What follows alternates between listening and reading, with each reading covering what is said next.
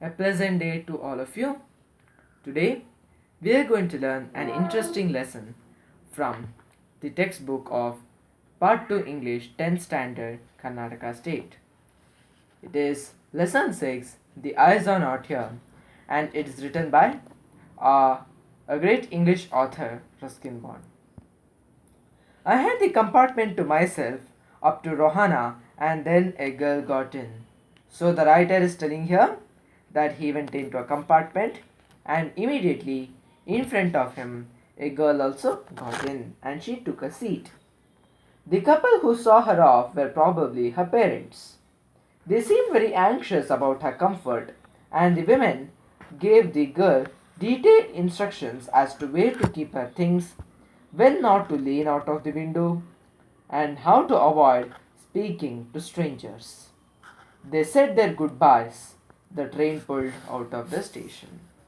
So it is the writer's perception that the couple might be the girl's parents because they were so anxious about her because she is also a blind lady and that she should know where to keep her things. So they gave her detailed instructions about how to sit, what to say, whom to talk, how you should guess whether a person sitting in front of you is a genuine or some criminal.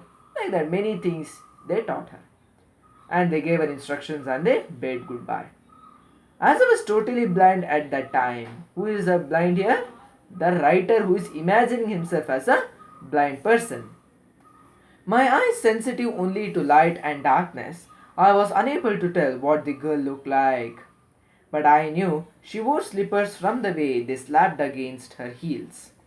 It would take me some time to discover something about her looks, and perhaps I never would.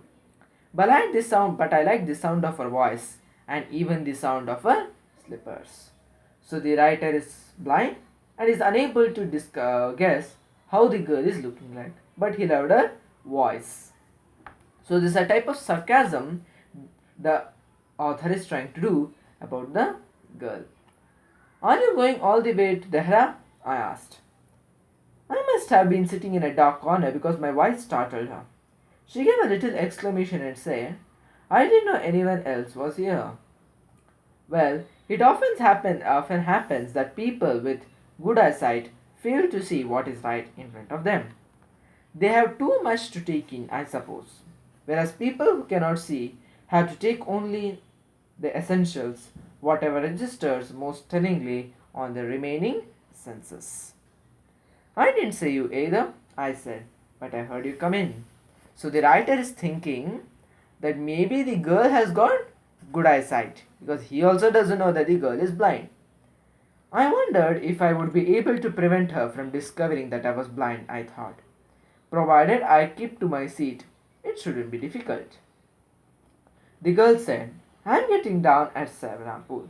My aunt is meeting me there. Now, where is the girl going to get down? She's going to get down at Sahranpur. And who is going to pick her up there? Her aunt. Then I had better not be too familiar, I said. Aunts are usually formidable creatures. When are you going? She asked. To Dehra and then to Masuri. Oh, how lucky you are. I wish I were going to Masuri. I love the hills, especially in October. Yes, this is the best time, I said, calling on my memories. The hills are covered with wild dahlias. The sun is delicious, and at night you can sit in front of a log fire and listen to some music. Many of the tourists have gone, and the roads are quiet and almost deserted. Yes, October is the best time. So, what is the author telling here? He tells, oh, your aunt is going to pick you up. I tell the ants are formidable creatures. What is the meaning of formidable creatures? According to the author, it is his perception that ants are very weird. Okay, they are very, they try to boss over the other people. So he said they are formidable creatures. And then the girl asks the author where you're going. So the author says, I'm going to Masuri. Then the girl says, what? What? You're going to Masuri? You see how beautiful it is, right? Masuri is a very beautiful hill station. So the author says, yes, it was. And it is. So when Author was having good eyesight. He recalls the pictures of the beautiful trees sitting in front of log of wood and listening to the music. All this were being done by the author when he had good eyesight, but now that his eyesight has been lost by due to some reason we don't know. So he has been recalling the memories. She was silent, and I wondered if my words had touched her, or whether she thought me a romantic fool. Then I made a mistake. What's it like? I asked. So the author asks the girl, how is it looking outside? Okay?